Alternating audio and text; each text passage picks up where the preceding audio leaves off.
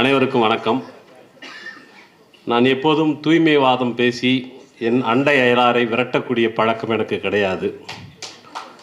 எனக்கு ஒரு வேலை திட்டமும் அதற்கான செயல் தந்திரமும் இருக்கிறது. என்னுடைய நிகழ்ச்சி நிரலில் என்னுடைய சகோதரர்களை, ஏன் என் எதிராளியை கூட செயல்பட வைப்பது தான் என்னுடைய நோக்கம் என்று நான் கருதுகிறேன். அதுதான் தேவையும் என்று எனக்கு ஒரு புரிதல் இருக்கிறது. ஆகவே நான் நிச்சயமாக ஸ்டாலினை திட்டமாட்டேன்.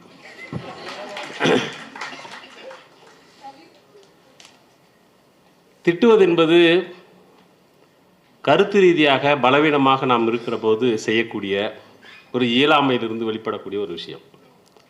போதுமான பதில்கள் இருக்கிற போது அல்லது உண்மையின் இன்னொரு பக்கத்தை தெரிந்து வைத்திருக்கிற போது அதை பதட்டமின்றி நேர்மையாக நம்மால் எதிர்கொள்ள முடியும் என்று நான் உறுதியாக நம்புகிறேன்.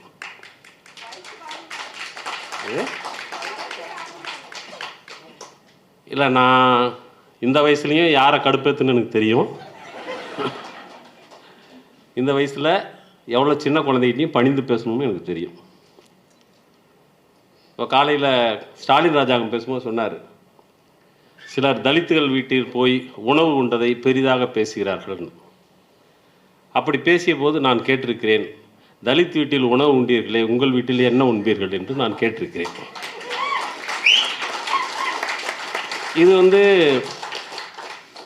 இதுதான் இயல்பாக இருக்கிற குசும்புன்றது. இதெல்லாம் வேற விஷயம். நம்ம இப்போ பேச வேண்டியது நவீன உரையாடலில் தலித் அரசியல். நான் இந்த நவீனம் என்பதை சமகாலம் அல்லது தற்காலம் என்று நான் புரிந்து கொள்கிறேன். இந்த சமகாலத்தில் நடத்த வேண்டிய அல்லது நடந்து கொண்டிருக்கின்ற உரையாடல் என்று சொன்னால் குறைந்தபட்சம் இருவர் தேவை. தனக்குள்ளேயே உரையாடுவது என்று ஒரு கோஷ்டி இருக்கிறது. தானே தனக்குள் மூழ்கி முத்தெடுத்து உள் ஆள் விவகாரங்களை பற்றியெல்லாம் பேசக்கூடிய அது ஒரு கோஷ்டி இருக்குது. நம்ம அந்த கோஷ்டிக்குள்ளே போக வேண்டாம். குறைந்தபட்சம் 2 பேர் உரையாடலுக்கு தேவைப்படுகிறது. அது அந்த 2 பேர் என்பது 2 குழுக்களாக இருக்கலாம், 2 அமைப்புகளாக இருக்கலாம், 2 ஊர்களாக இருக்கலாம், 2 நாடுகளாக இருக்கலாம். குறைந்தபட்சம் உரையாடல் என்பது 2 பேர் இருக்க வேண்டும். அதனால தான் டயலாக் 2 குறைந்தபட்சம், இல்லையா? மோனோலாக் இல்லை, டயலாக். மோனோலாக்னா பெணாத்துறது, அச்சின்னு அழுவுறது, கூப்பாடு போடுறது, திட்டுறது, வசப்பாடுறது, அதுதான் மோனோலாக். டயலாக் என்பது 2 பேர் குறைந்தபட்சம் தேவை. இப்போ அந்த 2 பேரில் ஒருத்தர் இவர், இன்னொருத்தர் எவர், அதுதான் பேச்சு. நான் ஒரு கவிதை எழுதினேன், சுவத்துக்கு இந்த பக்கம் இருக்கிற நான் மனிதன், அந்த பக்கம் யாரும் இருக்கிறீர்களா அப்படின்னு கேட்டேன். எழுதி 20 வருஷம் ஆச்சு, இன்னும் பதில் ஒன்றும் சொல்லல. அப்புறம் தான் யோசித்தேன், நாம கவிதை எழுதி 20 வருஷம் ஆச்சு, விசாவுக்காக காத்திருக்கிறன்னு அம்பேத்கர் எழுதி ரொம்ப வருஷம் ஆச்சு. அவர் எந்த நாட்டுக்கு விசாவுக்கு போகிறதுக்கு விசா கேட்டார் அப்படின்னா, இந்த ஊரில், உன் வீட்டில், உன் தெருவில், உன் மனசுக்குள்ளே வரத்துக்கு தான் விசா கேட்டிருக்கிறார். இந்த விசாவை கொடுத்தா உள்ளே வந்தாங்கன்னா என்னென்ன பண்ணுவாங்களோ அவங்களுக்கு தெரியும். அதனால தான் ரொம்ப நாளாக விசாவை கொடுக்காம, இவனுக்கு விசா கொடுத்தவன் என்ன பண்ணுவான்னு தெரியுமா? இன்றைக்கி ஊட்டான வரணுவான், நாளைக்கு தெருவான வரணுவான், நாளைக்கு பொண்ணு கேட்பான்னுவான். நாளைக்கு பொண்ணு கேட்பானுவான். நீங்கள் எந்த டைலாக் ஆரம்பித்தாலையும் இன்றைக்கி இதை கேட்பீங்க, நாளைக்கு பொண்ணு கேட்பீங்கன்னு 8 அடுப்பில் தான். இன்றைக்கி எதை கேட்பீங்க, நாளைக்கு பொண்ணு கேட்பீங்கன்னு. நீங்கள் சொன்னீங்கல்ல, அந்த பாட்டு போட்டு கெடுக்குறாங்க, மனசு கெடுக்குறாங்க, டிஷர்ட் போட்டுன்னு. நான் போன மாதம் திருப்பூர் போயிருந்தேன். திருப்பூரில் கேட்டேன், ஏப்பா டிஷர்ட் போட்டுன்னு பொண்ணுங்களை உஷார் பண்ணுறாங்களே, இங்கெல்லாம் வெறும் டிஷர்ட்டாக உற்பத்தி பண்ணுறீங்க, உங்களுக்கெல்லாம் எவ்வளோ பேர்றாங்க, உங்களுக்கெல்லாம் இருக்கிறாங்க அப்படின்னு கேட்டேன். அவன் பாவம் முழிக்கிறான் பாவம். ஏன்னா டே, இங்கே தொழில் பூரா நசிஞ்சு போய் ஜிஎஸ்டியில் ஒன்றுமே பண்ண முடியாமல் நாங்கள் எல்லாம் கடையை சாத்திட்டு இருக்கிறோம். இப்போ போய் ஏன்னா நீ இதை கிளப்புற? இந்த டிஷர்ட் விஷயத்தை யார் பப்ளிக் ஸ்பேஸில் விவாதமாக மாற்றினதுன்னா, கூலிங் கிளாஸ் போட்டுக்கிறாங்க, டிஷர்ட் போட்டுக்கிறாங்க, ஜீன்ஸ் பேண்ட் போட்டுக்கிறாங்க, சிங்காரிச்சிக்கிறாங்க, பவுடர் அடிச்சுக்கிறாங்க. இதெல்லாம் யார் பேசுனது? அக்குள் முடிக்கு டை அடிச்சு பேசுனது என்ன? அவன் பேசுனது, அவன் கிளப்பி விட்டுருக்கு. அது ஒரு பொதுவெளியில் ஒரு விவாதமாக மாறுனுச்சு. பொதுவெளியில் விவாதமாக மாறுனுச்சு. இப்போ நம்ம பேச வேண்டியது என்னன்னா, இந்த பக்கம் இருக்கிறது நான் மனுஷன், அந்த பக்கம் இருக்கிறது யாரு, நம்ம 2 பேரும் தாண்டா பேசணும் அப்படின்னு நம்ம கேட்குறோம். இந்த 2 பேரும் பேசுறதுல எதை பேசுறது? நம்முடைய விவாத பொருள் என்ன அப்படின்னா, அவன்கிட்ட அஜெண்டாவே இல்லை. ஏன் அஜெண்டா இல்லைன்னா, டிஃபால்ட்டாகவே மைண்டில் என்ன இருக்குதுன்னா, இவங்ககிட்ட நான் என்னத்துக்கு பேசணும், என் கூட உட்காந்து பேசுறதுக்கு உனக்கெல்லாம் தகுதிதா? இமானுவேல் சேகரட்டா தானே கேட்டாங்க, அதுக்கு தானே கொண்டாங்க. என்கிட்ட பேசுறதுக்கு உங்களுக்கு தகுதிக்குதா? நீ நானும் ஒன்றா? இப்போ இருந்தால் நான் கொஞ்சம் கொழுப்பாக சொல்லுவேன், இல்லைப்பா கொஞ்சம் நீ மாட்டோம்னா அப்படின்னு சொல்லுவேன். ஏன்னா நான் மனுஷனாக இருக்கிறேன், நீ வேற ஒருத்தனா இருக்கிற, கொஞ்சம் மனுஷனாக அப்கிரேட் ஆகு, அப்புறமா பேசுவோன்னு சொல்லிட்டு வந்துட்டுப்பேன். ஆனால் இப்போது அந்த இன்னொருத்தன் யார் அப்படின்னும் போது, மனிதனாக நம்ம யாரையாவது அடையாளப்படுத்தி தான் அவங்கள்ட்ட பேச வேண்டியிருக்குது. அப்படி பேச போனால் அவங்ககிட்ட டயலாகுக்கான அஜெண்டா இருக்குதான்னு பார்க்கணும். இப்போ அந்த அஜெண்டா என்ன இருக்குதுன்னா, டிஃபால்ட்டாகவே சாதிய கண்ணோட்டம் தான், சாதிய படிநிலையை பாதுகாப்பது தான், சாதிய பாகுபாடுகளை தக்க வைப்பது தான் ஒரே அஜெண்டாவாக இருக்குது. இன்டர்நேஷ்னல் செமினார் நடத்துவான், இலக்கிய முகாம் நடத்துவாங்க, பண்பாட்டு பயிற்சி முகாம் நடத்துவாங்க. எல்லாம் நடத்துவதனுடைய சாராம்சம் என்னன்னு சொல்லி சொன்னால், நம்முடைய சமூக அமைப்பை பாதுகாத்துக் கொள்வது எப்படி, இருக்கக்கூடிய நிலைமையை அப்படியே தக்க வைத்துக் கொள்வது எப்படி, இதுதான் ஒரே ஒரு அஜெண்டா. அப்படின்னா இந்த ஒரே ஒரு நிரந்தரமான அஜெண்டாவோடு நீண்ட காலமாக தலைமுறையாக இருக்கக்கூடியவங்கள்ட்ட ஒரு தலித் என்ன அஜெண்டாவோடு பேசுவது அப்படின்னு சொல்லி சொன்னால், ஒரு தலித்து புதுசாலாம் ஒன்றும் ரொம்ப மெனக்கெட்டு யோசிக்க வேண்டிய அவசியம் இல்லை. புத்தர் தொடங்கி அம்பேத்கர் வரைக்கும் நமக்கு ரொம்ப ரிலவெண்ட்டான, தற்காலத்திற்கும் பொருந்தக்கூடிய ஒரு பேசு பொருளை அஜெண்டாவை கொடுத்துட்டு போயிருக்காங்க. அந்த அஜெண்டா என்ன அப்படின்னா, சமத்துவத்தை கோருவது. இவ்வளோதானே? இந்த சமத்துவத்தை கோருவது. இப்போ கோருவதுன்னு ஒன்றே பற்றியா என்கிட்ட தானே கேட்குற அப்படின்றான். இப்போ சொல்ல வேண்டியிருக்குது, ஆமாடா திருடங்கிட்ட தாண்டா கேட்க முடியும், புடுங்கினவன்கிட்ட தாண்டா கேட்க முடியும், அடுத்தவன் எடுத்து வச்சுன்னு அழிச்சாட்டி பண்ணுறல அவங்ககிட்ட தாண்டா உழைச்சி வாங்க முடியும். அது உழைச்சி வாங்குறதுன்றது கடைசியாக. இப்போ நம்ம பேசுறது உரையாடல் தான், பேச்சுவார்த்தை தான் இப்போ பேசுகிறது. சரி, இந்த சுதந்திரம் அல்லது சமத்துவம் அல்லது சகோதரத்துவம் இதெல்லாம் தலித்துகளுடைய நிகழ்ச்சிகள், அவர்களுடைய பேசுபொருள். இந்த பேசுபொருளை தலித்துகள் மட்டும் பேசி அடைய முடியுமா அப்படின்னா, தலித்துகள் பேசிக்கொண்டே இருக்கலாம். ஆனால் அடைவதென்பது எப்போதென்றால், மீண்டும் சொல்கிறேன், எதிரில் இருப்பவனை எப்போது நாம் மனிதனாக்குகிறோமோ அப்போது தான் அது சாத்தியம். அப்போதுதான் அது சாத்தியம். இந்த எதிரில் இருக்கிறவனை மனுஷனாக்குறதுன்றது அவரை சிறுமைப்படுத்துவதற்காக இல்லை, அவருடைய நிஜமான நிலைமையை நம்ம உணர்த்துறோம், அவ்வளோதான். ஏன் நிஜமான நிலைமையை உணர்த்துறோம் அப்படின்னா, அவர் இப்போ பாலின அரசியலை பற்றி பேசும்போது சொல்கிறாங்க, ஐநா சபை ஒரு அறிக்கை வெளியிட்டிருக்காங்க. ஐநா சபையில் அந்த ஐநா சபையினுடைய மாதர் தினத்தை ஒட்டி, சர்வதேச மாதர் தினத்தை ஒட்டி ஒரு அறிக்கை வெளியிட்டிருக்காங்க. அதில் சொல்கிறாங்க, இன்றைக்கு உலகளாவிய அளவில் இருக்கக்கூடிய சட்டங்களை எல்லாம் வைத்துக்கொண்டே கூட பாலின சமத்துவத்தை அடைவதாக இருந்தால் 283 வருஷம் தேவையாம். உலகம் முழுக்க பாலின ரீதியாக அனைவரும் சமம் என்று ஒப்புக்கொள்ளப்பட்டிருக்கிறது. மாறும் பாலினத்தவர், பால் புதுமையினர் உள்ளிட்ட எல்லோரையும் அங்கீகரித்து கொண்டு இருக்கக்கூடிய சட்டங்களின் படியே நடைமுறைப்படுத்துவதாக இருந்தால் நாம் சமத்துவம் என்பதை அடைவதற்கு, பாலின அடிப்படையில் சமத்துவம் அடைவதற்கு 283 வருஷம் தேவைன்றான். அவங்க இந்தியாவுக்கு ஜாதியை பற்றி கணக்கு எடுத்தாங்கன்னா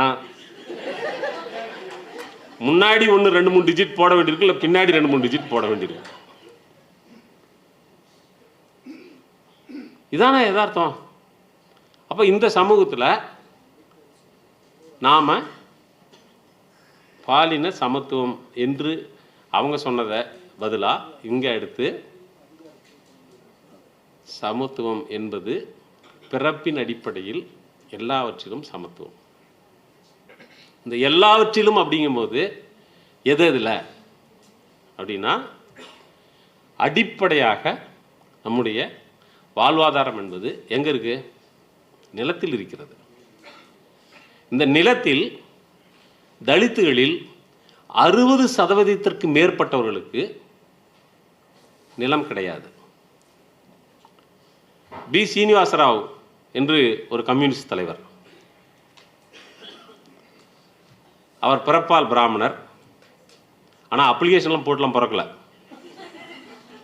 அவங்க அப்பா அம்மா பிராமணர், ஆகவே அவரும் அந்த ஜாதியில் பிறந்திருக்கிறார்.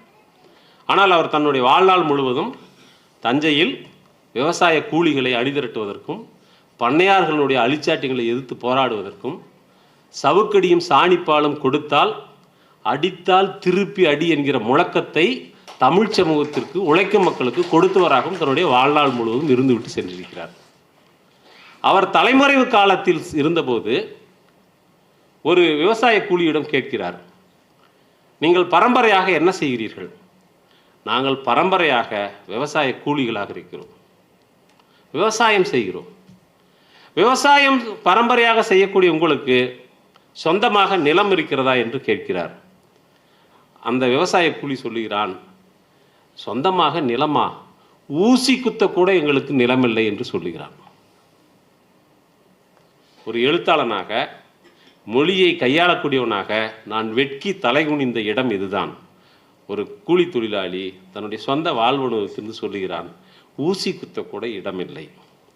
ஊசி குத்துறதுக்கு என்ன ஒரு 1.5 ஏக்கரா வேணுமா? இதை விட துல்லியமாக தன்னுடைய நிலையை ஒருவனால் சொல்ல முடியுமா? ஊசி குத்த கூட இன்று வரைக்கும் இந்த ஊசி குத்த கூட இடமில்லாதவர்களுடைய எண்ணிக்கை மிகப்பெரிதாக இருக்கிறது, மிகப்பெரிதாக இருக்கிறது. அப்போது சமத்துவம் என்று நாம் பேசுகிற போது சபையிலே சமத்துவம், பண்பாட்டிலே சமத்துவம் மட்டுமல்ல, மிக அடிப்படையாக மனித வாழ்க்கையை நடத்தி செல்வதற்கு ஒரு மனிதன் மனித நிலையிலிருந்து தாழ்ந்து மிருகங்களைப் போல எதையோ உண்டு வாழ்வதற்கு பதிலாக கண்ணியமாக வாழ்க்கையை நடத்துவதற்கு மிக மிக அவசியமான, வாழ்வாதாரத்திற்கு மிக ஆதாரமாக இருக்கக்கூடிய நிலத்தில் பங்கு என்பது நமக்கு அவசியமாக தேவைப்படுகிறது. இந்த நிலத்தில் பங்கு என்று சொல்லுகிற போது தலித்துகளுக்கு நிலத்தை பகிர்ந்தளிக்க வேண்டும் என்கிற கோரிக்கை தலித் சமூகத்தின் மத்தியிலிருந்து எந்த அளவிற்கு எழுப்பப்படுகிறது என்ற ஒரு கேள்வியை நாம் இந்த நேரத்திலே எழுப்பிக் கொள்ள வேண்டியிருக்கிறது. தலித்துகளுக்கு நிலத்திலே பங்கு வேண்டும் என்று கேட்பது ஒரு பக்கம் இருக்கட்டும், ஏற்கனவே தலித்துகளுக்கு என்று உரிமையாக கொடுக்கப்பட்ட 12 லட்சம் ஏக்கர் பஞ்சமி நிலத்தில் எத்தனை ஏக்கர் இன்றைக்கு அவர்கள் கையில் இருக்கிறது? தொட்டால் தீட்டு பார்த்தால் தீட்டு என்று பேசிக்கொண்டிருக்கக்கூடிய பலர் சாதிய தூய்மைவாதிகள், தீட்டு பார்க்கக்கூடியவர்கள் தலித்துகள் நிலங்களை அபகரித்து வைத்துக் கொண்டிருக்கிறார்களே. 12 லட்சம் ஏக்கர் நிலத்தில் ஒரு 60,000 ஏக்கர் மட்டும்தான் தலித்துகளுடைய அனுபவத்தில் இருக்கிறது, மீதி எல்லாமே மற்றவர்களால் அபகரிக்கப்பட்டிருக்கிறதே. அந்த நிலத்தை மீட்டுக் கொள்வதற்கு தலித் இயக்கங்கள் மத்தியிலே என்ன நிகழ்ச்சிகள் அல்லது திட்டமிடல் அல்லது போராட்ட வடிவம் இருக்கிறது? குறைந்தபட்சம் இப்படி 12 லட்சம் ஏக்கர் என்பதை நீங்கள் ஏதோ இந்த நிலத்தை நாம் வாங்கி கொடுப்பது என்பது, அவர்கள் போய் சேற்றிலே உழ வேண்டும், மீண்டும் அவர்கள் கழனிக்காட்டிலே மாட்டோடு மாடாக, ஆட்டோடு ஆடாக, எருமையோடு எருமையாக உழல வேண்டும் என்று நாம் சொல்லவில்லை. 12 லட்சம் ஏக்கரை நீங்கள் பண மதிப்பாக மாற்றம் செய்து பாருங்கள். ஓசூரில் இன்றைக்கு ஒரு ஏக்கர் குறைந்தபட்சம் 2 கோடி ரூபாய். அந்த தாலுகாவிலே 700 ஏக்கர் பஞ்சமி நிலம் என்று ஒரு கணக்கு இருக்கிறது. 700 ஏக்கர். வேலூர் மாவட்டத்தில் மட்டும் 54,000 ஏக்கர் என்று ஒரு கணக்கு இருக்கிறது. இதெல்லாம் வெறும் கணக்காகவே இருக்கணுமா? இதுக்காகவா ஜான் தாமஸும் ஏழுமலை செத்தாங்க? அப்போ இந்த நிலம் என்பதில் உரிமை கோருவதற்கு யார் வரப்போகிறார்கள்? இப்போ நிலம் பகிர்ந்தளிக்கப்பட வேண்டும் என்கிற ஒரு கோரிக்கை இந்திய சமூகத்தில், தமிழ் சமூகத்தில் கம்யூனிஸ்டுகள் மட்டும் சொல்லிக் கொண்டிருக்கிறார்கள். ஒரு நிலமற்ற அல்லது இருந்த நிலத்தை பறிகொடுத்த தலித்துகள் என்ற முறையில் தலித்துகள் கம்யூனிஸ்டுகள் சொல்லக்கூடிய அந்த நிலம் பகிர்ந்தளிக்கப்பட வேண்டும் என்ற கோரிக்கைக்கு நாமும் சேர்ந்து ஆமாம் என்னுடைய நிலமும் எனக்கு வழங்கப்பட வேண்டும் என்று அவர்களோடு கைகோர்ப்பதில் நமக்கு என்ன கூச்சம் இருக்கிறது? அங்கும் நாம் தூய்மைவாதம் பேசிக் கொண்டிருப்போமா?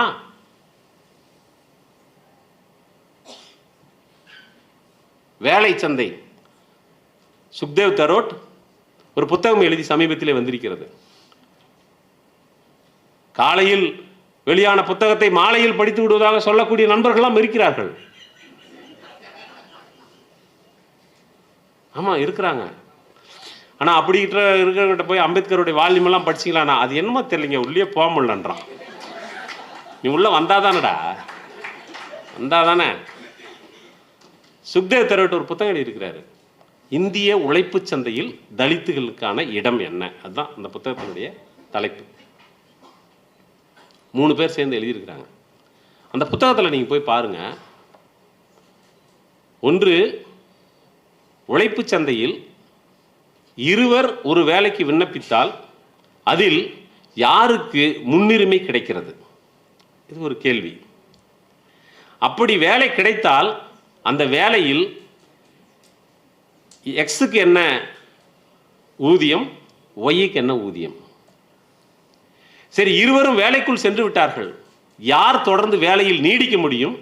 யாருக்கு வாய்ப்புகள், பதவி உயர்வு உள்ளிட்ட அல்லது பண பலன்கள் இது உள்ளிட்ட விஷயங்களில் யாருக்கு கூடுதலான வாய்ப்பு இருக்கிறது என்பதை பற்றியெல்லாம் பேசி எல்லா நிலைகளிலும் தலித்துகள் தலித் அல்லாதவர்களிடமிருந்து படிப்படியாக பல நிலைகளில் பாகுபடுத்தி நடத்தப்படுகிறார்கள் என்கிற ஒரு விவரத்தை சுக்தேவ் தரோட்டும் மற்றவர்களும் சேர்ந்து அந்த புத்தகத்தில் எழுதியிருக்கிறார்கள். மிக சமீபத்தில் வந்த புத்தகம் இது. உழைப்பு சந்தையில் தலித்துகளினுடைய இடம். கல்வி, இந்த கல்வி சார்ந்து நடக்கக்கூடிய மிகப்பெரிய விவாதம் நடந்து கொண்டிருக்கிறது. தேசிய கல்விக் கொள்கை என்று ஒன்று வந்து நம் தலை மீது நிற்கிறது. நூற்றாண்டு காலமாக நாம் போராடி அடைந்திருக்கக்கூடிய கல்வி பரவலாக்கம் என்ற நிலையை முடக்கி போடக்கூடிய இடத்திற்கு தேசிய கல்விக் கொள்கை என்று ஒன்று வந்திருக்கிறது. அந்த கல்விக் கொள்கையின் மீது நம்முடைய கவனம் நிச்சயமாக திருப்பப்பட வேண்டும். 3ஆவதுல ஒரு பப்ளிக் எக்ஸாம், 5ஆவதுல ஒரு பப்ளிக் எக்ஸாம், 8ஆவதுல ஒரு பப்ளிக் எக்ஸாம். +2 வந்து நீங்கள் டைரெக்டாக 12ஆம் வகுப்பில் போய் படிக்கணும்னு அவசியம் இல்லை, எழுதணும்னு அவசியம் இல்லை. டிகிரி நீங்கள் ஒரு குறிப்பிட்ட காலகட்டத்தில் படிக்கணும்னு அவசியம் கிடையாது. 3ஆவதுல பப்ளிக்கு, 5ஆவதுல பப்ளிக்கு, 8ஆவதுல பப்ளிக்கு, இந்த பப்ளிக்னு ஒருத்தன் அந்த மாதிரி பப்ளிக் 12ஆவது படிக்கிறதுக்குள்ள 11 பப்ளிக் வருதுங்க. 12ஆவது முடிக்கிறதுக்குள்ள 11 பப்ளிக் வருது. இது பொருளாதார ரீதியாக, வசதி வாய்ப்புகள் ரீதியாக அடித்தட்டில் இருக்கக்கூடிய தலித் மக்களினுடைய கல்வி பரவலை தடுக்குமா தடுக்காதா? நம்முடைய விவாதம் அது நோக்கி திருப்பப்பட வேண்டும் என்று நான் இந்த நேரத்திலே நான் வலியுறுத்தி விரும்புகிறேன். இது போக இந்த தடைகளை எல்லாம் தாண்டி ஐஐடி, ஐஏஎம் மாதிரியான உயர்கல்வி நிறுவனங்களுக்கு செல்லக்கூடிய பட்டியல் சமூகத்தவர், பட்டியல் பழங்குடியினர், என்னதான் பீற்றிக்கொண்டாலும் ஓபிசி சமூகத்தைச் சேர்ந்தவர்கள் உள்ளிட்ட 19,000 பேர் கடந்த 5 ஆண்டுகளில் இந்த ஐஐடி, ஐஐஎம் போன்ற உயர்கல்வி நிறுவனங்களிலிருந்து வெளியே வந்திருக்கிறார்கள். படிக்க முடியல, அந்த இடத்துக்குள்ள தாக்கு பிடிக்க முடியல, அங்கு நிலவக்கூடிய பாகுபாடுகளை சகித்து கொண்டு இருக்க முடியல. அவையாரமா சொல்லிட்டு போயிட்டாங்க, பிச்சை போயிடும் கற்க நன்றேன்னு சொல்லிட்டாங்க. ஆனால் அங்கே போனால் பிச்சை எடுக்கிறதுக்காக நான் போயிடுறேன், என்னை படிக்கிறது சொல்லாதுன்னு சொல்லி வெளியில் வரான்ல.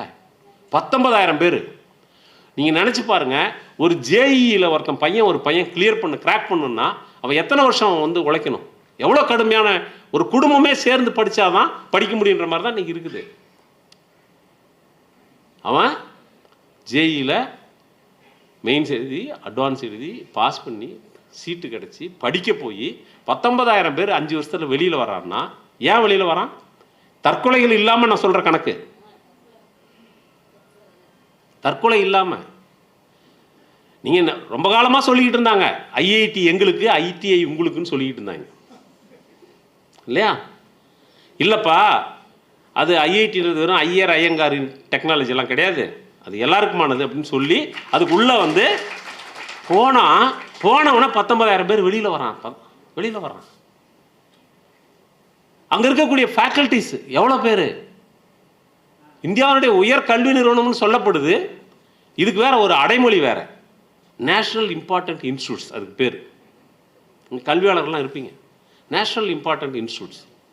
நேஷனல் இம்பார்ட்டன்ட் இன்ஸ்டியூட்டில் மெஸ்ஸில் இதெல்லாம் மரக்கறி சாப்பிட்றது. இந்த ஏரியாவுக்குள்ள மற்ற கறி சாப்பிடக்கூடியவர்கள் வரக்கூடாது.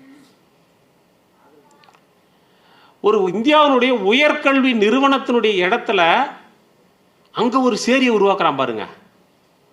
இவன் சொல்கிறான், நாங்களாம் மாட்டுக்கறிலாம் சாப்பிட மாட்டோங்க, நாங்களாம் மட்டன் கறி சாப்பிட்றே, எல்லா வெங்காயம் கறி தான்டா சொல்கிறான்ல. வெஜ்ஜு நான்வெஜ்ஜுன்னு பிரிச்சான்ல, புறக்கணிக்கிறான்ல. இப்போ நீங்கள் கல்வி நிறுவனங்கள் அது வெறும் ரோஹித் வெமுலா மட்டும் இல்லை, நமக்கு தெரிஞ்சது ஒரு முத்துகிருஷ்ணன் திருப்பூரில், அவன் தலித் அல்ல, வேற ஒரு சமூகத்து பையன்தான். ஆனால் அவனுடைய உயர்கல்வி வாய்ப்பை அந்த இடத்தை அபகரிப்பதற்காகவே அவன் மர்மமான முறையில் செத்து போனானா இல்லையா ஒரு பையன், திருப்பூர் பையன். நடைமுறையில் இடஒதுக்கீடு என்பது கல்வியில் வேலைவாய்ப்பில் இருக்கிறது. ஆனால் அது எப்படியெல்லாம் இன்னைக்கு வந்து புறக்கணிக்கப்படுது அல்லது பறிக்கப்படுதுன்றதை நம்ம பார்க்குறோம்ல. அப்போ அந்த மாதிரியான ஒரு சூழல்ல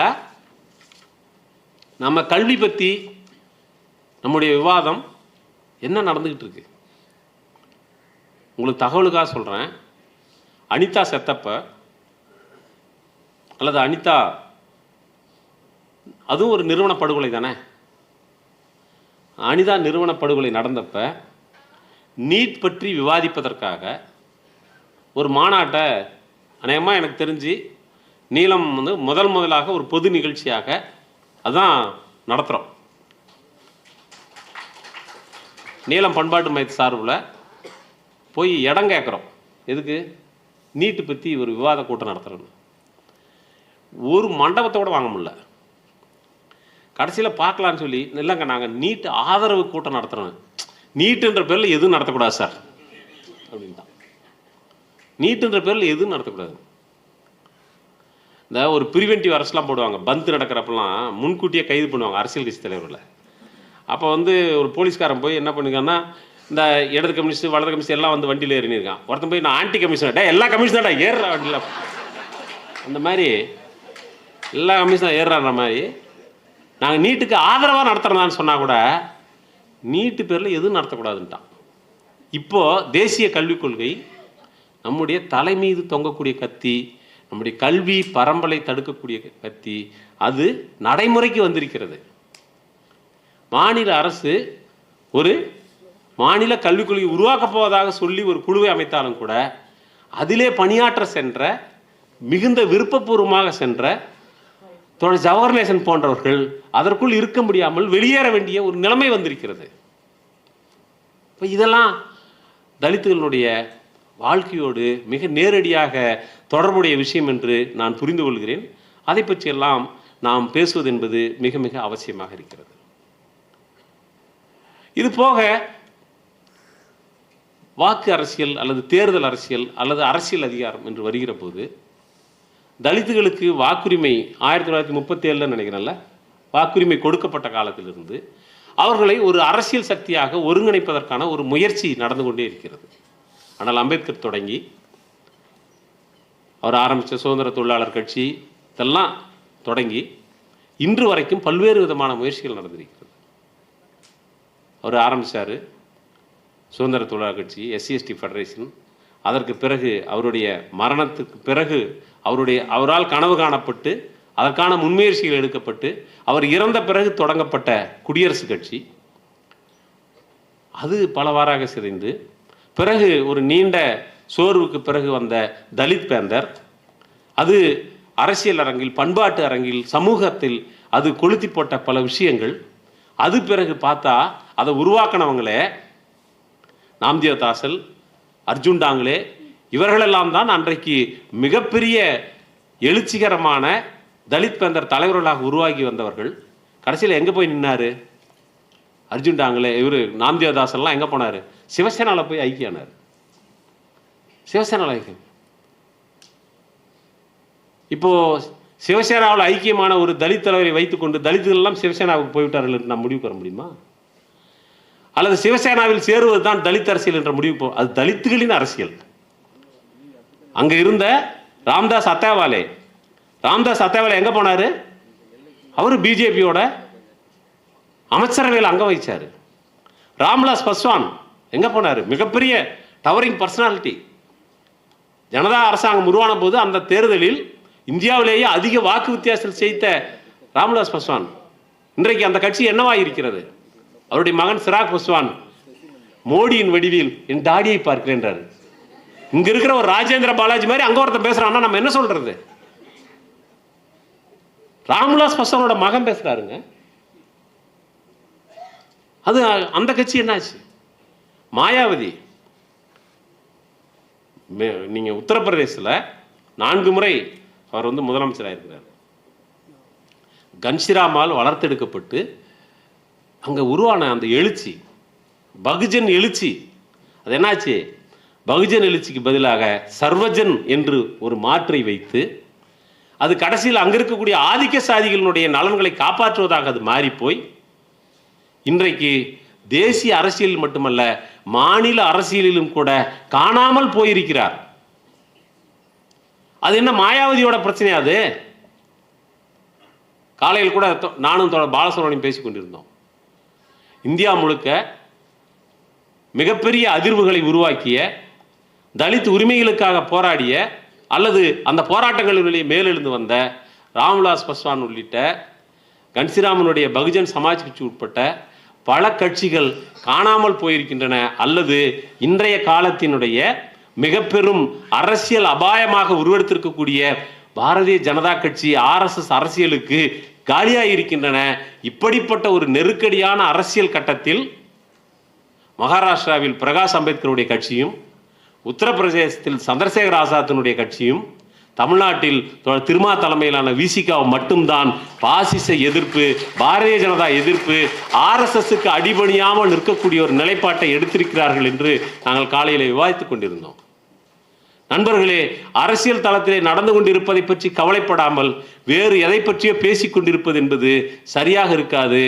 RSS தன்னுடைய உறுப்பினர்களாக இருக்கக்கூடிய 50 பேர், அந்த 50 பேர் எங்கே இருக்கிறான்னா IITயில் வேலை பார்த்தவன், IITயில் படிச்சுட்டு வேலை பார்த்துக்கிட்டு இருந்தவன்.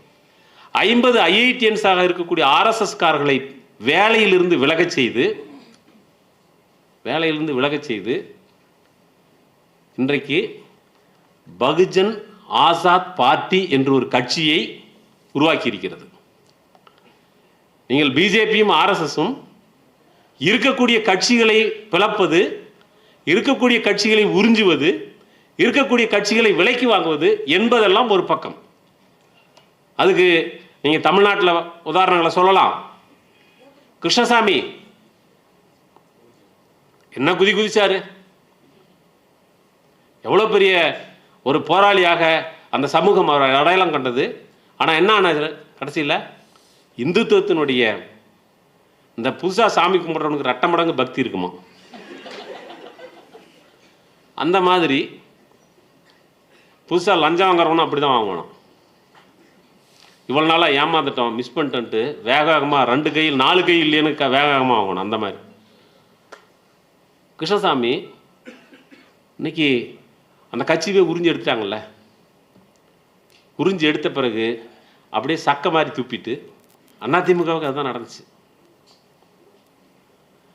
இப்போ நம்ம அந்த அக்குல் டை கேஸுக்கும் அதுதான் நடக்க போகுது. இப்படி இந்தியா முழுக்க அது பல கட்சிகளை, சிவசேனாவை காலி பண்ணியிருக்குது. பல கட்சிகளை அது இப்படித்தான் சத்து சாரத்தை உறிஞ்சி விட்டு அது சக்கை போல துப்பி இருக்கிறது. இது போதாதென்று வெகு மக்களை குழப்புவதற்காக, இளைஞர்களை இழுத்துக்கொள்வதற்காக, குறிப்பாக தலித் மக்கள் மத்தியிலே குழப்பத்தை உருவாக்குவதற்காக பகுஜன் ஆசாத் பார்ட்டி என்று ஒன்று உருவாக்கியிருக்கிறது. அந்த கட்சியினுடைய தலைவர்களுடைய பட்டியலை உங்களுக்கு காட்டுவதற்காக கொண்டு வந்திருக்கிறேன். பாருங்க, ஜோதிராவ் பூலே, சாவித்ரிபாய் பூலே, பெரியார், ராம் மனோகர் லோகியா, அப்போ இவர் நம்ம அப்துல் கலாம் ஆசாத்து, நேதாஜி சுபாஷ் சந்திர போஸ், ஜனகராஜ் மிச்சர் வாங்குவாங்கல்ல ஒரு கடையில், இந்த மாதிரி இப்படி போட்டு ஒரு கட்சி. இவங்க 50 பேரும் ஐஐடியன்ஸு. ஐஐடியிலேருந்து வெளியில் வந்து கோடிக்கணக்கில் எல்லாம் அந்த பெர் ஆனம் அப்படின்லாம் சொல்லுவாங்கள்ல, அந்த சம்பளம் வாங்கிட்டு இருந்துட்டு வெளியில் வந்து முழு நேரம் அரசியல் பணியாற்றுவதற்காக ஆர்எஸ்எஸ் இவர்களை இறக்கி விட்டுருக்கிறது. அப்போ இது போன்ற ஒரு சூழலில் நாம் தேர்தல் அரசியலுக்குள் எவ்வளோ தூரம், அது இந்த தேர்தலில் நீங்கள் பார்த்துருப்பீங்க. இங்கே ஒருத்தனை பிடிக்கிறாங்க 4 கோடி ரூபான்றாங்க. நேற்று கர்நாடகாவில் பிடிச்சிருக்காங்க, அங்கே ஒரு 4.5 கோடி என்னமோ ஒன்று பிடிச்சிருக்காங்க. இதெல்லாம் பிடிபட்டது மட்டும்தான், ஒரு வேட்பாளரில் பிடிபட்டது மட்டும்தான்.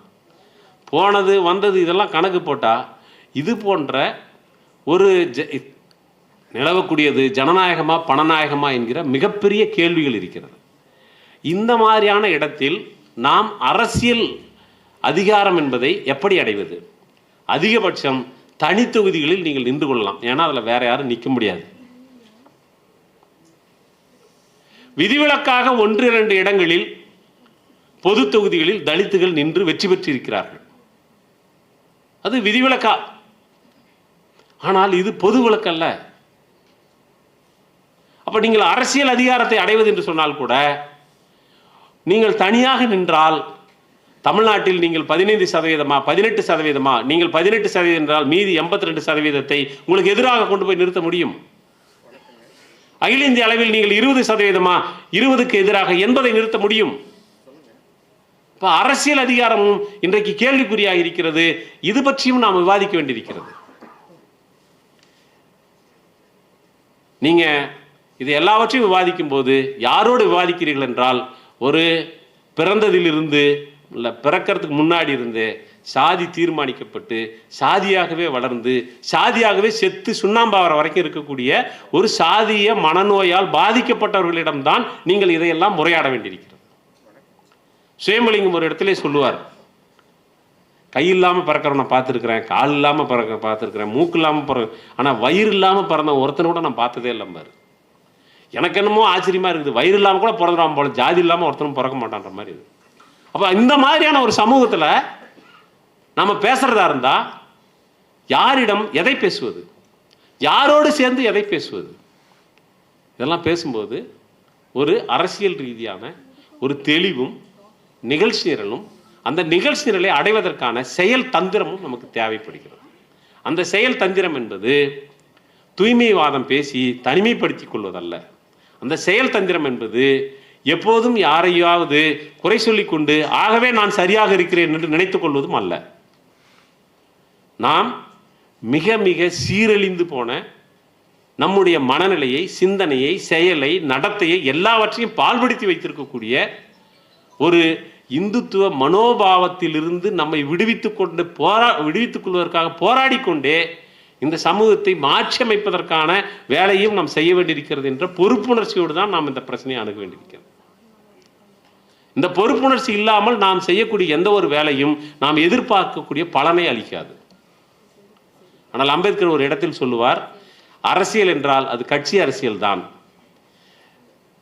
அது எந்த கட்சியில் வேணாலும் இருக்கலாம், என் கட்சிக்கு வரணும்லாம் நான் சொல்லலை, உங்கள் கட்சிக்கு நான் வரணும்னு சொல்லலை. அது கட்சி அரசியல் தான். கட்சி அரசியல் இல்லாமல் பொத்தாம் பொதுவாக அரசியல் பேசக்கூடியவர்கள் அரசியல் சந்தையில் தனக்கான விலைக்காக காத்து கொண்டிருக்கிறார்கள் என்று நான் புரிந்து கொள்கிறேன் என்று சொல்லுவேன்.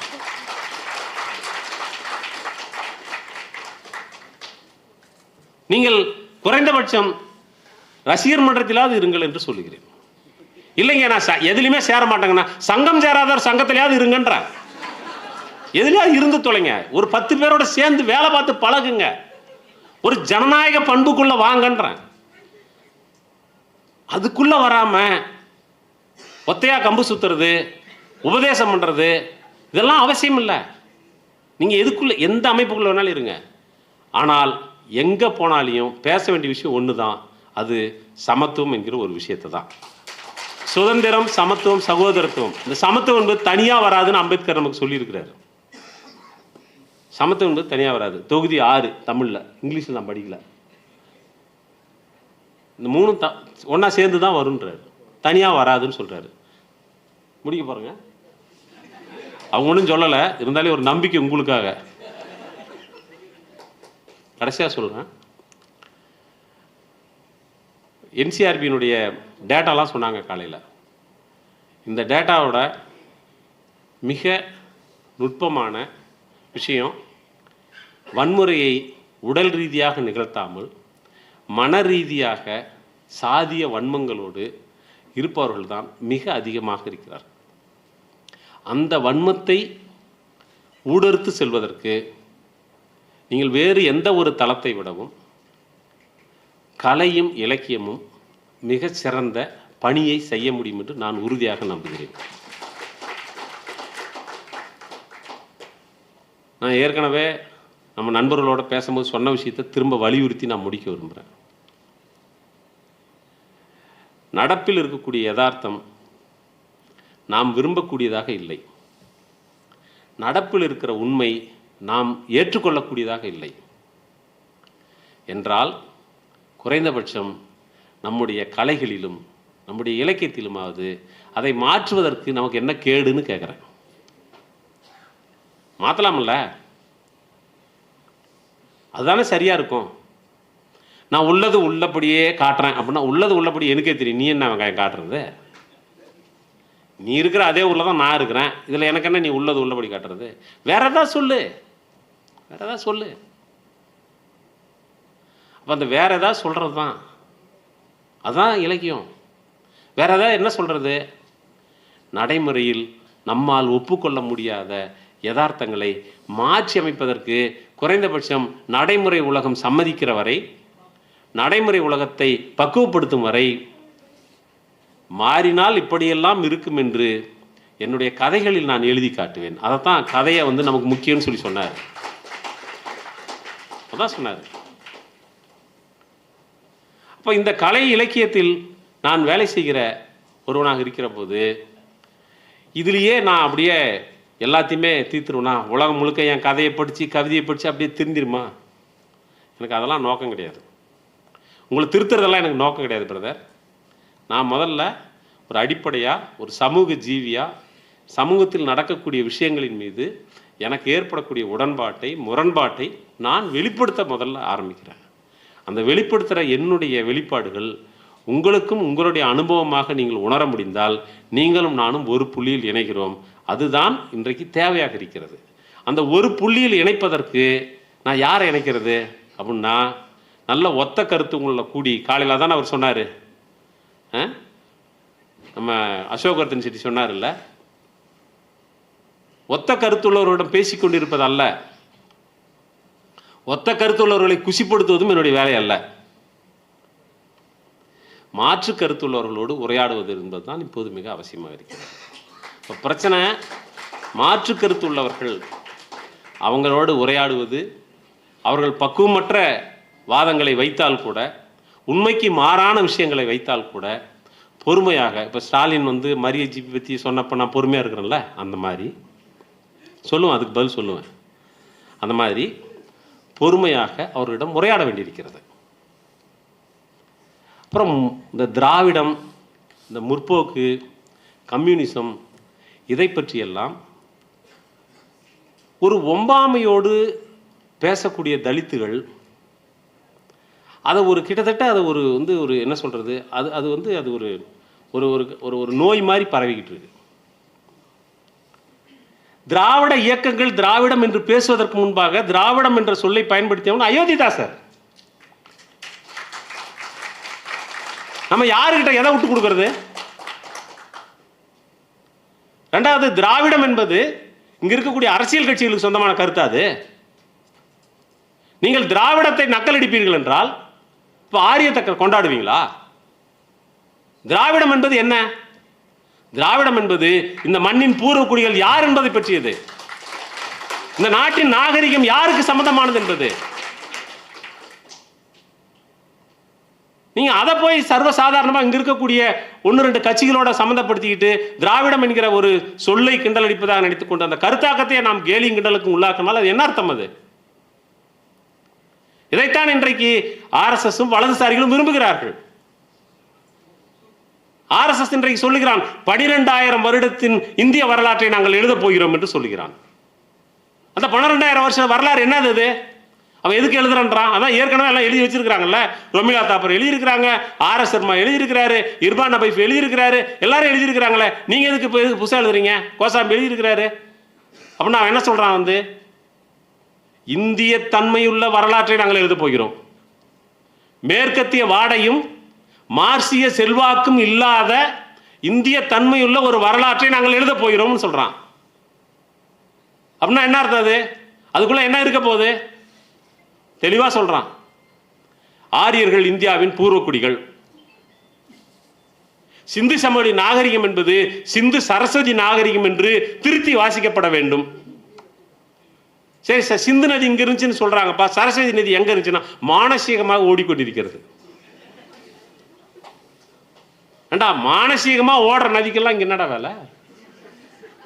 வாசிக்கு பாம்பு மாதிரி அது ஒரு பாம்பு. அதுல ஒரு வரலாற்று ஆட்சி சொல்றாரு, ஆரியர்கள் புலம்பெயர்ந்து வந்த மத்திய ஈரானில் இருந்து அங்கு ஓடிக்கொண்டிருந்த சிராவஸ்தி நதியைத்தான் சரஸ்வதி நதி என்று தேடிக்கொண்டிருக்கிறார்கள். நீங்கள் எவ்வளவு தேடினாலும் அது கிடைக்காதுன்னு சொல்றாங்க. ஆனா கூட இங்க வந்து அதான் தேடிக்கிட்டு இருக்காங்க அவங்க. இப்ப 12,000 வருஷ வரலாறுல என்ன இருக்க போகுது? ஆரியர்கள் இந்தியாவின் பூர்வக்குடிகள், சிந்து சமவெளி நாகரிகம் என்பது சிந்து சரஸ்வதி நாகரிகம், சமஸ்கிருதம் என்பது இந்தியாவினுடைய பழங்குடி மக்களின் மொழி உட்பட எல்லாவற்றுக்கும் தாய்மொழி, பகவத்கீதை தான் நம்முடைய மறைநூல். நீங்க சொல்லிட்டு இருக்கீங்க திருக்குறள் நமது மறைநூல்னு, அவன் சொல்லிட்டு இருக்கான் பகவத்கீதை தான் சொல்லி. இதைத்தான் 12,000 வருஷம் வரலாறுன்னு சொல்றான். ஆரிய திராவிட பிரிவினை என்பது செயற்கையாக உருவாக்கப்பட்டதுன்றான். சிந்து சமவெளி நாகரிகத்தை திராவிட நாகரிகம் என்று கண்டறிந்து ஜான் மார்ஷல் 1924 செப்டம்பர் 20 சொன்னான். இது அதனுடைய நூற்றாண்டு. தலித்துகள் மிக பெருமையோடு அந்த நாளை கொண்டாட வேண்டியிருக்கும். நீலம் பண்பாட்டு மையம் உட்பட, இடதுசாரிகள் உட்பட, திராவிட இயக்கங்கள் உட்பட அந்த நாளை மிக பெருமையாக கொண்டாட வேண்டும். உலகின் மிக தொன்மையான நாகரிகம் என்பது சிந்து சமவெளி நாகரிகம், அது திராவிட நாகரிகம், அது தமிழர்களோடு தொடர்புடையது என்று நாம் பெருமையோடு சொல்ல வேண்டியிருக்கிறது. திராவிட நாகரிகம் ஏன் இப்படி இருக்குது அப்படின்ற விமர்சனம் வேற. ஆனா அதுக்காக இது யாருக்கிட்ட நம்ம விட்டு கொடுக்கறது? ஆரியத்துக்கிட்டியா? விட்டு கொடுக்க முடியாது இல்ல. அப்போ அதே போல முற்போக்குன்னு யாரை சொல்றீங்க? இந்த சமூகம் மாறக்கூடாது என்று நினைப்பவன், இந்த சமூகத்தில் இருக்கக்கூடிய எல்லா அனாச்சாரத்தையும் சரி என்று ஒப்புக்கொள்ளுகிறவன், இந்த சமூகத்தில் நிகழக்கூடிய பாகுபாடுகள் அனைத்தையும் மனமாற ஏற்றுக்கொள்ளக்கூடியவர்கள், இவர்கள் அனைவரும் பிற்போக்கு. இந்த விஷயங்கள் அனைத்தையும் மாற்றப்பட வேண்டும், சமத்துவ கண்ணோட்டம் வளர வேண்டும் என்று சொல்வதெல்லாம் முற்போக்கு. இந்த ரெண்டையும் பேசாத புறம்போக்கு. இவ்வளவுதானே? இதுல நீங்க யார் பக்கம் நின்றுட்டு முற்போக்குன்றத கிண்டல் கேலி பண்றீங்க? இல்லைங்க, இருங்க, ஒரு நிமிஷம் வராருங்க. இது சொல்றேருங்க தோழர், நான் சொல்றேருங்க. யார் பேசிக் கொண்டிருந்தார்கள்? திருப்பூரில் ரத்ன சபாபதி என்று ஒருவன். அவன் பிறப்பால் ஒரு கவுண்டன். ஆனால் அவன் தலித் சமூகத்திற்காக அங்கே வேலை செய்தான் என்பதற்காக அவனை தூக்கிலே போட்டு கண்டந்துண்டமாக அவனுடைய ஆணுறுப்பை வெட்டி அவன் வாயிலே திணித்து தொங்க விட்டார்கள். இன்றைக்கும் கோகுல்ராஜ் கொலை வழக்கிலே 1 பைசா வாங்காம இத்தனை வருடங்களாக வழக்கை நடத்தி கொண்டிருக்கின்ற பாப்பா மோகன் ஒரு கம்யூனிஸ்ட். கண்ணகி முருகேசன் வழக்கிலே சமரசம் இல்லாமல் போராடி கொண்டிருக்கின்ற ரத்தினம் தன்னை ஒரு கம்யூனிஸ்ட் என்று தான் சொல்லிக் கொள்கிறார். உங்களுக்கு இந்த மாதிரி நூற்றுக்கணக்கான வழக்குகளை சொல்ல முடியும். நூற்றுக்கணக்கான விஷயம். ஒரு நிமிஷம் இருங்க, நீங்கள் பேசுகிற வரைக்கும் நான் அமைதியாக இருந்தேன். தோழர், நீங்கள் பேசுகிற வரைக்கும் நான் அமைதியாக இருந்தேன். நான் எதுவுமே உங்களை குறுக்கீடு செய்யலை. அம்பேத்கர், இருங்க, அதை நீங்கள் முன்னாடி சொல்லியிருக்கணும். அண்ணல் அம்பேத்கர், இருங்க, அண்ணல் அம்பேத்கர் பார்ட்டி வைஸ் நான் பேசலைங்க. பார்ட்டி வைஸ் பேசினப்ப நீங்க தடுத்துருக்கணும். அமைதியா இருங்க, கொஞ்சம் இருங்க. அண்ணல் அம்பேத்கர் சொன்னதை மறுத்துவிட்டு, சமத்துவம் என்பதை மறுத்துவிட்டு, சுதந்திரம், சமத்துவம், சகோதரத்துவம் என்பதை நிராகரித்துவிட்டு, சந்தர்ப்பவாத நிலைப்பாடுகளை எடுத்துக்கொண்டிருப்பவர்கள் எல்லாம் அம்பேத்கரிஸ்டுகள் என்று நாம் எப்படி முத்திரை குத்த முடியாதோ அதுபோல தனிநபர் ரீதியாக சிலரிடம் இருக்கக்கூடிய அனாச்சாரங்களை அல்லது கம்யூனிச விரோத கருத்துக்களை வைத்துக்கொண்டு ஒரு கம்யூனிச இயக்கத்தையோ அல்லது ஒரு தத்துவத்தையோ நாம் கேலி கிண்டலுக்கு உள்ளாக்குவது என்று சொன்னால் இதுதான் தவறான விஷயம் என்று நான் சொல்ல வருகிறேன். நமக்கு அரவணைத்துக் கொள்ளக்கூடியதும் மற்றவர்களை அணிதிரட்டுக் கொள்ளக்கூடியதும் ஒரு பரந்த விரிந்த ஜனநாயக மேடையை உருவாக்குவதும் மிக மிக அவசியமாக இருக்கிறது. தலித்துகளுடைய நிகழ்ச்சிகள் என்பது அவர்கள் மட்டும் தனியாக சாதிக்கக்கூடிய ஒன்று அல்ல, அது பரந்த மேடையை உருவாக்க வேண்டியது. அதைத்தான் காலையில் பெருமாள் முருகன் நமக்கு உணர்த்தி சென்றார். அதைத்தான் அசோக்வர்தன் செட்டி உணர்த்தி சென்றார். அதைத்தான் நானும் சொல்ல விரும்புகிறேன். மாரிஜாபியில் என்ன நடந்தது என்று மாற்று கருத்து என்று ஒரு புத்தகம் வந்திருக்கிறது. அந்த புத்தகத்தை படிக்காமலேயே அல்லது அது சொல்லக்கூடிய விஷயங்களை விவாதத்துக்கு எடுத்துக்கொள்ளாமலேயே நீங்கள் ஆரோக்கியமாக ஒரு விவாதத்தை நடத்தலாம். இந்த அரங்கம் அதற்கான அரங்கம் அல்ல. இருந்தாலும் இங்கு பேசுவது என்பது சரியா? இல்லைங்க, இல்ல வேற கண்டெஸ்ட்ல பேசல. ராஸ்மாலிக் என்கிற ஒரு ஆய்வாளன் அவன் கொடுத்த ஒரு தவறான புள்ளிவரத்தை வைத்துக்கொண்டு அடுத்தடுத்து பல கட்டுரைகள் வந்தது. அந்த கட்டுரைகளுக்கு உட்பட எல்லாவற்றுக்கும் சேர்த்துத்தான் ஒரு புத்தகம் வந்திருக்கிறது. அந்த புத்தகத்தின் மீது ஒரு ஆரோக்கியமான விவாதத்தை நடத்துவது என்பது வேறு. அதை வைத்துக்கொண்டு நீங்கள் ஒரு இயக்கத்தையோ ஒரு தத்துவத்தையோ கேலிக்கும் கிண்டலுக்கும் அவதூறுக்கும் ஆளாக்குவது என்பது வேறு. இதை ஏற்றுக்கொள்ள முடியாது. இவ்வாறு ஏற்றுக்கொள்வது என்பது நான் ஒரு இயக்கத்தில் இருக்கலாம். இல்ல சொல்லப்பட்டதற்கான பதில் தான். ஆகவே காணாமல் போனவர் பட்டியலில் இருக்கிறது என்று சொன்னால் அந்த பட்டியலை வெளியிட்ட புத்தகத்தையும் இப்போது மாரிஜாவி பற்றி வந்திருக்கக்கூடிய புத்தகத்தையும் வைத்துக்கொண்டு நீங்கள் எந்த அரங்கில் எப்போது ஒரு விவாதத்தை நடத்துவதாக இருந்தாலும் அந்த விவாதத்தை நடத்துவதற்கு நான் தயாராக இருக்கிறேன். ஆனால் இந்த அரங்கம் அதற்கான அரங்கம் அல்ல. இந்த அரங்கம் தலித் அரசியல் சமகால உரையாடல்களில் எப்படி இடம்பெறுவது அல்லது எந்த வகையில் நாம் அதை பிளேஸ் செய்வது என்பதை பற்றிய அரங்கம். இதை தங்களுடைய குறுகிய நோக்கங்களுக்காக யாரும் பயன்படுத்தி விட்டு போய்விடக் கூடாது என்பதுதான் என்னுடைய ஆதங்கம். ஏனென்றால் இந்த நீளம் என்பது ஏதோ பொது நிதியிலிருந்தோ அல்லது நன்கொடை வசூலித்து நடப்பதல்ல. ஒவ்வொரு நாளும் தன்னுடைய கலை அறிவை பயன்படுத்தி ஈட்டிய பணத்திலிருந்து தோழர் ரஞ்சித் என்கிற ஒரு தனி மனிதன் இந்த சமூகத்தோடு உரையாடுவதற்காக நடத்தி கொண்டிருப்பது. இதை இப்படியெல்லாம் குறுகிய நோக்கங்களுக்கு ஒருவர் பயன்படுத்தக்கூடாது. இந்த மேடை அதற்கானதாக ஆகிவிடக் கூடாது என்கிற அக்கறையிலிருந்து தான் நான் வரம்பு மீறி இந்த நேரத்தை எடுத்துக்கொண்டு பேசுகிறேன். நாம் இன்னும் தலித் அரசியல் என்ற அந்த சமத்துவம் என்கிற ஒரு விஷயத்தை கொண்டு செல்வதற்கான அரங்குகள், விவாதங்கள், புள்ளிகள், தளங்கள் பல இருக்கின்றன. அது பற்றிய நீங்கள் உங்களுடைய கவனத்தை செலுத்த வேண்டும் என்று சொல்லி இந்த வாய்ப்பினை வழங்கியமைக்கும் என்னுடைய நேரத்தை அதிகமாக எடுத்துக்கொண்டு உங்களை பட்டினியில் போட்டதற்கும் மன்னிப்பை கோரி விடைபெறுகிறேன். நன்றி. தொடருங்கள்.